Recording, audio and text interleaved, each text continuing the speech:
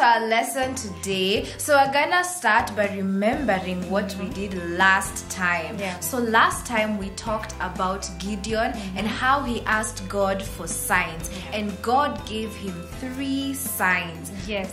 So God gave him 3 signs, and number 1 was that the food that he placed on the rock, when the angel touched it, fire came from the rock and consumed all the food. Then the second sign was that he asked God, and God did it when he placed a fleece of wool on the ground. It was completely wet in the morning, and the ground around it was completely dry. Then the third sign was the fleece of wool was completely dry, and the ground around it was completely drenched in dew.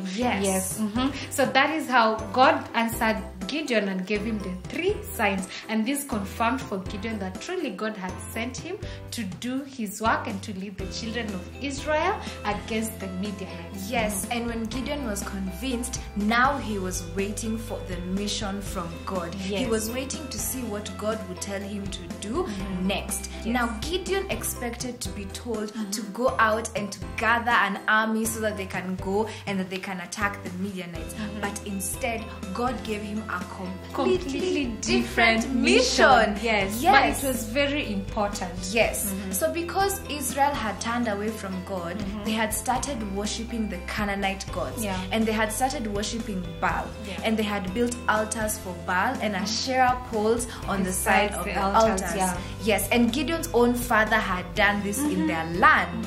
So God told Gideon that his first mission was to tear down the altars and destroy the poles. And to destroy everything. And then afterwards, he was to build an altar to God and use the wood from the Asherah poles as fuel for the fire, as he's giving a sacrifice. And Gideon obeyed what God had told him, because for him, he really wanted the people to come back to the worship of the one true God. According to the commandments that God had given them, that the people had stopped worshiping the true God and turned to Baal gods. So Gideon really wanted them to worship the true God. But now he was afraid, because he knew if the people saw him destroying the altars of Baal and the Asherah poles, that they would get really angry with him, because the people thought that if they destroyed these altars, that something bad was going to happen to them. So Gideon decided something. He used his wisdom and he decided that he was going to do what God had told him, but he would do it at night when no one was watching him. And so that is what he did. He took 10 of his men, and at night they went out and they destroyed everything that belonged to Baal. They tore down the poles, and they destroyed the altars, and they destroyed everything that was used to worship Baal. They destroyed the altars and they destroyed the Asherah poles. And they did it so fast that by dawn, by the time morning was coming, they were already done, and they went quickly to their homes so that no one could see them. But soon word had spread that the altars of Baal had been destroyed, and everyone thought and knew that it was Gideon who had done it. And because of this, they went to Gideon's house and they called Gideon's father, and Gideon's father was called Joash. And they called Gideon's father and they told him, bring us your son so that we can kill him, because he has destroyed the altar to Baal and the poles of Asherah. But Gideon's father looked at them and said, Is Baal a true God? If he is, then he should come and defend himself. Why are you defending a God? So that is what Gideon's father told him, because by now he was already on Gideon's side, because he had seen what God had done through Gideon. So he told the people, if Baal truly is a true God, then he should come and defend himself. Why are you defending a God? Let him come and punish my son if he can. And that is how we know that Baal was not a true God, because he did not come to defend his people. He did not come to punish himself. Gideon. He did not punish Gideon. And because of this, because of Gideon's courage and Gideon's trust in God, this ideal, this belief in God began to spread. And all the people of Israel would soon come to know what had happened with Gideon and what God was doing for them. So next time we are going to see what else God did for for Gideon and for the children of Israel. But for now, kids, we have to know that our God is mighty, our God is strong, and just like Baal could not defend himself, our God will always be there to defend us and to defend his name. Yes. So I want us to rise up and to sing this song that affirms that our God is so big, so strong, and so mighty. So get up, and let's sing this song. Okay, kids, it's time for us to sing our song. So I hope you're all up on your feet and help us sing this song about how our God is big, our God is strong, and our God is mighty. Because Baal was not able to defend himself, but our God is able to defend himself, and he defends us as well. So let's sing this song.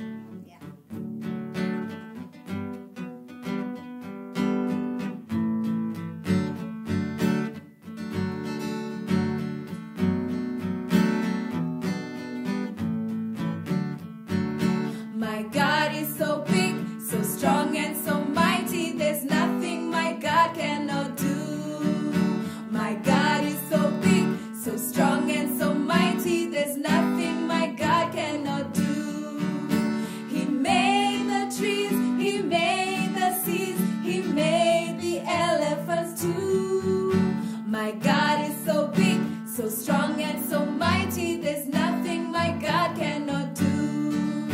My God is so big, so strong, and so mighty. There's nothing my God cannot do. My God is so big, so strong, and so mighty. There's nothing my God cannot do.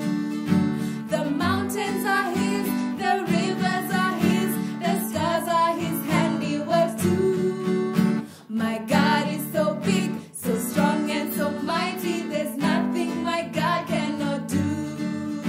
There's nothing my God cannot do.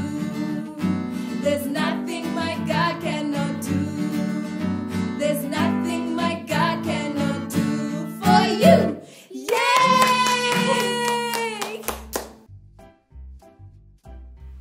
Okay, kids, it's time for us to do our craft. So we've just talked about how Gideon destroyed the altars of Baal and the Asherah poles, and then he made an altar to God, and he used the Asherah poles as fuel to the fire. So here we're going to make the altar that Gideon made to God.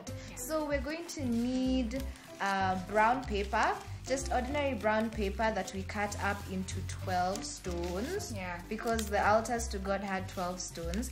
And then we had yellow and orange crepe paper to make our fire, and then we took white paper and we colored it, and then brown, and then we cut it into sticks. Then this is to represent the Asherah poles that they burnt, that they used to burn, and they used them as fuel to the fire. So the first thing we're going to do is we're going to take our stones. So we'll take our stones and we'll create our altar. So we have glue here, so we're going to use the glue to stick our stones to our manila paper. So we're just going to put glue on the manila paper and then stick our stones. And the reason we're using 12 stones is because every time they made an altar, it had to represent the 12 tribes of Israel. Yes. So the 12 every stone represented each tribe of Israel. That's why we have 12. Yes, and remember, Gideon was doing this at night because he knew that the people would be upset to find out that he had destroyed their altars and their poles, and that he had created one to God. So just keep sticking, and remember, as you go up, the altar is supposed to get thinner or more circular as it goes to the top.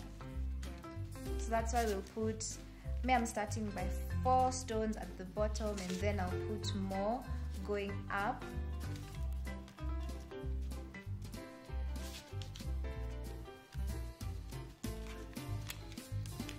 So just keep sticking until you get to the top of your altar, until you've used all of your 12 stones.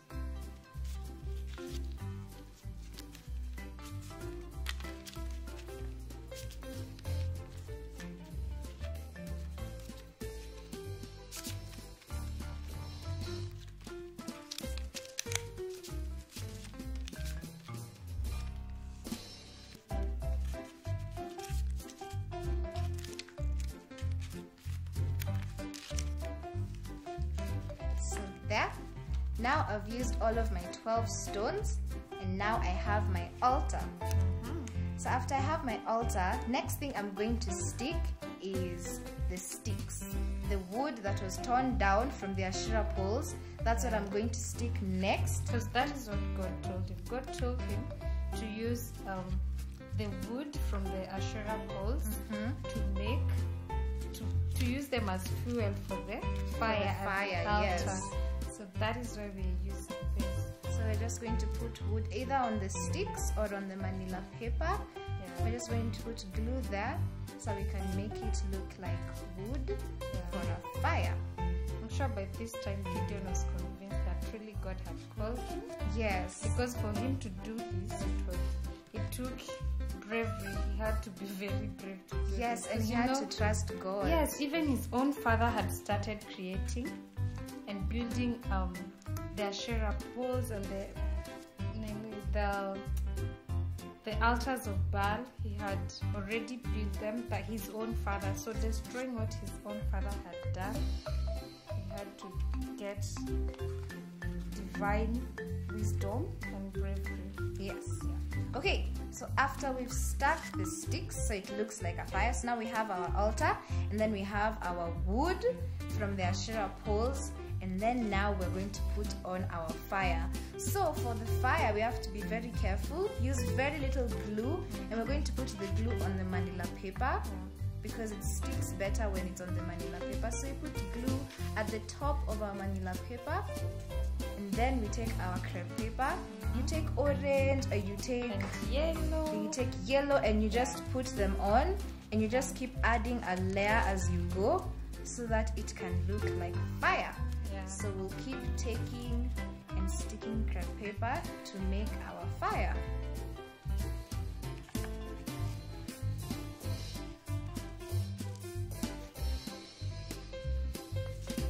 So keep sticking, stick them at random. And if you need to add glue, remember, just take a little bit of glue so that they can stick better, so that we can have actual fire. So keep sticking until you're satisfied that your fire is big enough.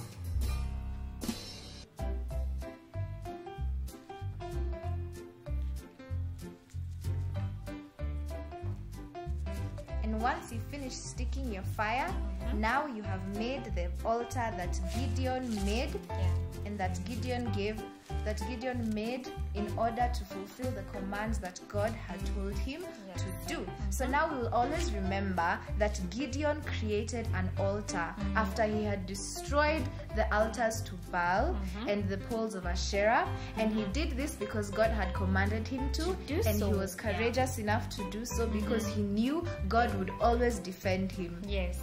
So that's our lesson today.